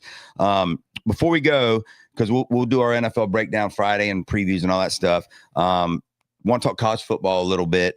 The card this weekend wasn't nearly as good as the card the week before, which is one of the best. Didn't have all the hype surrounding, but there were still some good games. There were some good games, and so I just want to, because we got to keep this quick, do a few things that I saw this weekend that I thought was pretty interesting in college football. So what did you learn this week in college Here's football? what I learned in college football this weekend.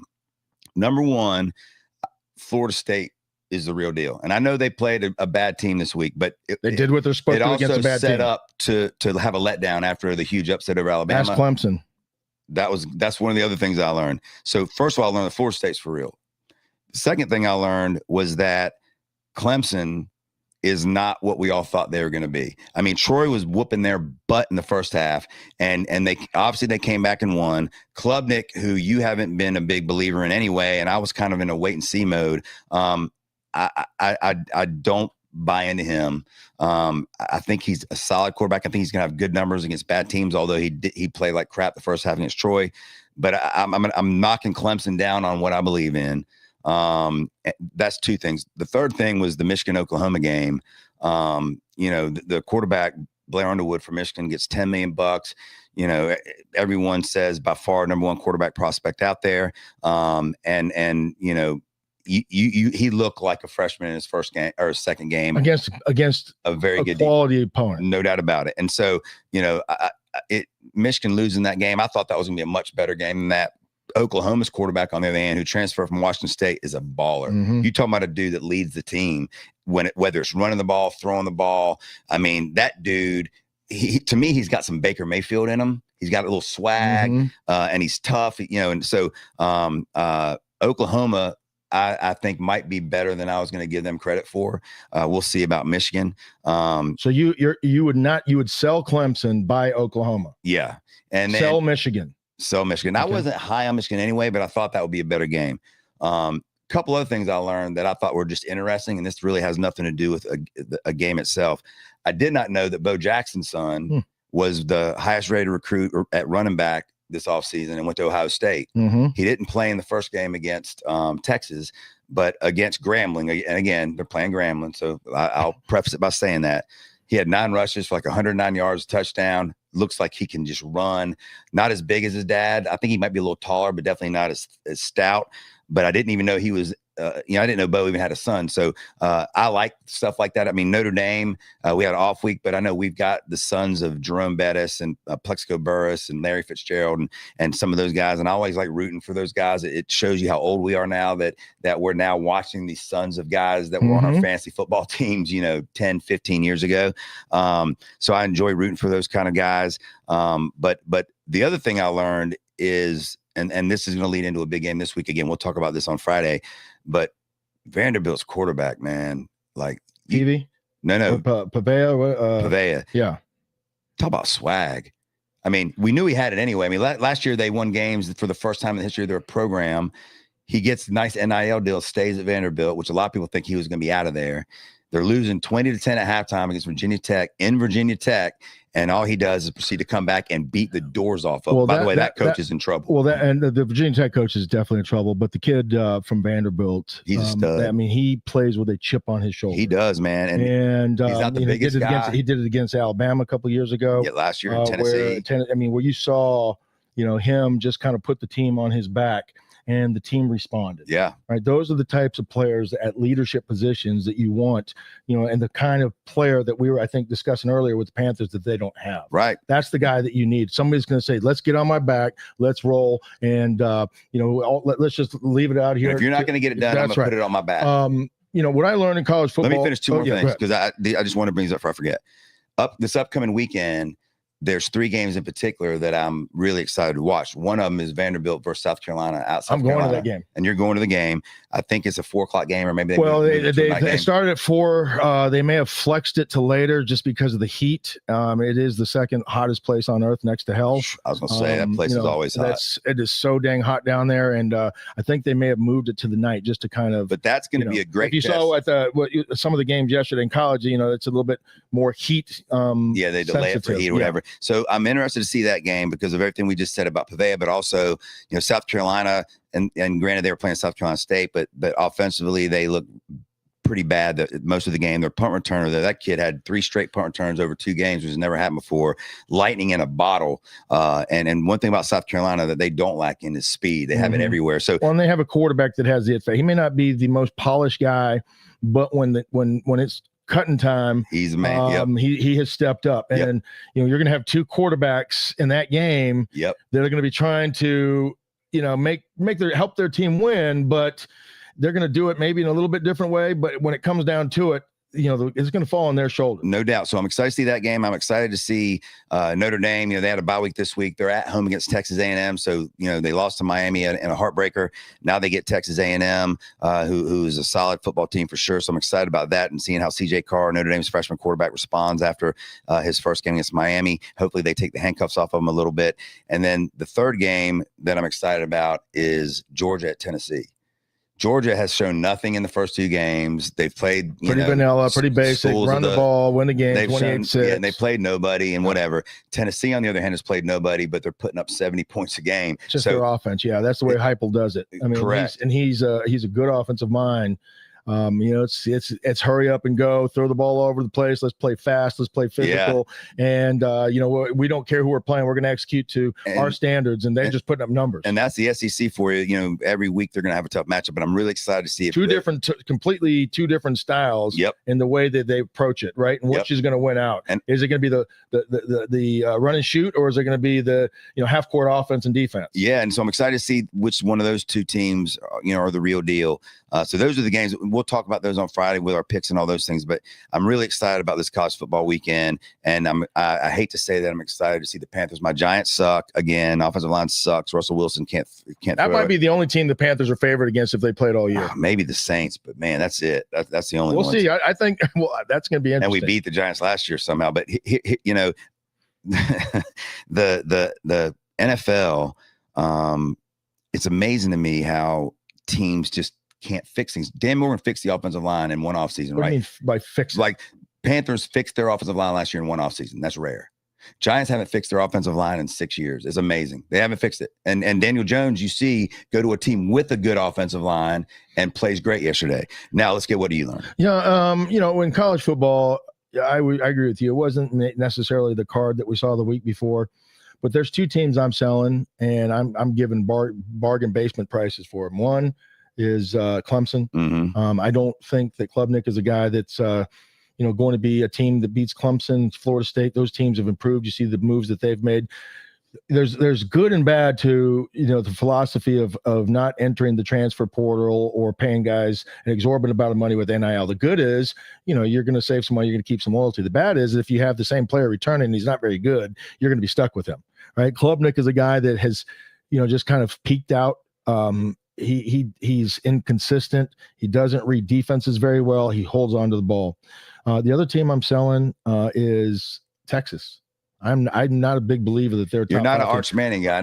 I fought on that one. I think Arch Manning has a lot of upside. You see the athleticism, but there's something that's hesitant with him right now to pull the trigger when guys are running open or he has to throw the ball on time. He's not pulling the trigger. He's choosing to hold on to it and take the safer option, which against bad teams you're going to be able to beat because players around you are going to be better. He threw 4 touchdowns in 5 minutes. 4 touchdowns in 5 minutes to wide open receivers against a high school football team. Yeah, I ain't arguing it. And they weren't decision making routes. They were, this guy's running wide open. Let me put a little air under it and hopefully he catches it because there's nobody within 20 yards. That's not quarterback play. You and I could make that throw. Quarterback play is that defense is here, that corner goes there, that safety drops here. This is the route that's going to be open. I know that because I see it. Boom, throw the ball, right? It's a 20-yard dig, right? Or, okay, that route's taken. I have to go check down because they've covered everything low. This is going to be the best chance for us to be successful. The decision-making process is like playing point guard with the fast break offense. You have to know where players are going to be because things are happening fast. You have to pull that trigger and make a decision. It seems like he wants to throw, but he gives up on it. He gives up on that route. And I'm not talking, and I can understand if you were getting pressured, from guys up front to make, but Texas had these guys locked down 1 yard off the line of scrimmage in the pocket. I couldn't draw a prettier picture of how a pocket is supposed to look for Arch Manning. Mm-hmm. And he's still checking down, right?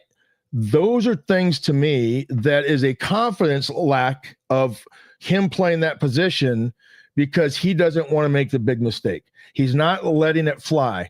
And that means pressure for me is starting to creep. But don't you think though, and this is what when we argued about this the other day, the only thing I'll say is this. I don't disagree with that. I mean, he underthrew a lot of wide open receivers. He overthrew a lot of wide open receivers. He's not throwing the ball on time. Behind a lot of guys. He's not throwing the ball on time. I agree. He also made some great passes as well. But the thing I will give him a break on, and I'm not a Texas guy, and I'm not an Arch Manning. Like, if he's good or not doesn't affect me at all unless the Panthers draft him. Which he looked like a deer in the headlights against San Jose State. At times he did, but my point is this. Don't you think that a lot of that? I mean, he opened up at Ohio State, best defense probably in the country. They opened up. Oh yeah, they opened up. And then I thought you said he opened up. No, they opened up there. Tough environment, first start. I see the tools, and I think he's going to get better as time goes. The problem they're going to have is their schedule's a beast as well. So, he's not going to have another San Jose State to make mistakes. He's going to have to get better quick. So I'm not just selling them yet, but I definitely would knock them down a couple notches. My issue is when you're getting paid like a pro player, you need to be similar to a pro player. You shouldn't look like a high school kid coming into a situation where you're expected to lead and be the best player in the country because you're getting the most money. If you're going to accept the donations and the money, then you're going to accept the criticism. Yeah, right? he has not. And the criticism is from me is that he does not look like a $6 million player. I agree with you completely that you can see the upside. You can see the intangibles. You can see the arm strength. You can see the athleticism. My criticism is that's already supposed to be showing because you've made and been sold to us a bill of goods that you are that guy. You are him. He's not him. He's not him yet. Yeah. He could be him. He could be him. There's a lot of players that could be him, but he's not him. Yeah. Right. He's not playing like Pavea. He's not playing like the kid from Florida State. He's not playing like a seasoned veteran, but he's getting paid more than anybody else. And he has the pedigree. And that's the expectations that were set because of that. He's underachieved in his expectations, and he's looked sloppy and unprepared doing it. Well, if you look at Texas' schedule, they had San Jose State this past week. Should have lit him up. They've got UTEP next. Should light them up. Light them up. They have Sam Houston State Should next. light them up. They scored 31 points against San Jose State at home. Then they go on October 4th, which is another team that I've totally sold. I never really bought them in the first place. Then they go at Florida. Florida just lost to South Florida, which, by the way, not only South Florida paid South Florida $500,000 to come whoop their ass. Yeah, they got paid. And then you got a guy spitting on a dude again, like Jalen Carr. I don't know what's going on with that, but Florida, that Napier won't make it through the season. They better give all that Florida money they got, and they better talk freaking what's his name out of retirement. No, Bill Belichick. Yeah, that works well. The coach that won the I know Urban Meyer. Urban Meyer. They better open up whatever check they can give him to get him back. Then they're at Oklahoma. They might as well get Lou Holtz. He was sitting in the. Yeah, man. I thought it was Joe Biden up there for a little bit, and I love Lou Holtz. But anyway, so Texas has a few more games to get that experience going and see if he can smooth it out. Because right now, you're right, it's definitely choppy. And South Florida, by the way, we didn't talk about them, but beat ranked Boise State week 1, beat Florida week 2, and got paid to do it. And guess what they get for those 2 ranked wins? Now they go to Miami. So I love that coach. I love that quarterback. What's Miami's coach or South Florida? South Florida. I like Miami's coach too, but I think South Florida's coach, just his demeanor. When you hear him talk, that makes me want to go fight. How about Lane Kiffin and what he said this week? He cost me money. So when he made the comment about sorry to who bet on the game about that late field goal, he was referring to me. That would have been one of the only games I won money on. But he does it all. He always brings up the spreads, which trips me out in this day and age. But I guess he can say, well, you know what? Stop taking money from FanDuel and DraftKings and all these things, which a lot of those don't let you bet on college players, and a lot of them do. So anyway, fun weekend. Unfortunately, Panthers crapped the bed. Oregon Ducks look good, but I want to see them play somebody. Yeah, that's true. It always comes down to, can they play defense? They're always going to against the big boys. Against the big boys. So they'll be there. And last year they had Ohio State, close game with them in Oregon. So they're when they played them in Oregon, the first they time lost, but it was a close game. Yeah, and then Ohio State blew them doors out. That coach at Oregon I like a lot too. Yeah. But Friday we'll be back. Panthers preview, NFL preview, college preview. This weekend's college card. We just mentioned a few of the games, but there's a lot of good games this weekend. And we'll hopefully over the next 3-4 days learn a little bit more about the Panthers debacle this weekend and what they're doing to fix it. And hopefully feel a little bit better on Friday and have a little more positivity. I'm not buying. Frank likes to say that I'm the glass half full. He's the optimist. And I'm sure by Friday I'm going to be a lot more full than I am now. I'm like way down here. He ramps up. He starts ramping up as we get closer. I'll start ramping up. But thank you guys for joining us. Those of you who joined us live, make comments. We appreciate it. We're going to probably start doing live a lot more if everybody seems to be into it. You can catch us on TV tonight at 8:00 and on all your podcast platforms. Big D over there. Thank you, buddy. Dylan's the quiet guy of our team, sure is. but does all the work. He's the brains behind the operation. He's definitely the brains and keeps us organized. So I want to thank Dylan. I always forget to do that at the end of the show. But thank you guys for joining us. We'll see you Friday.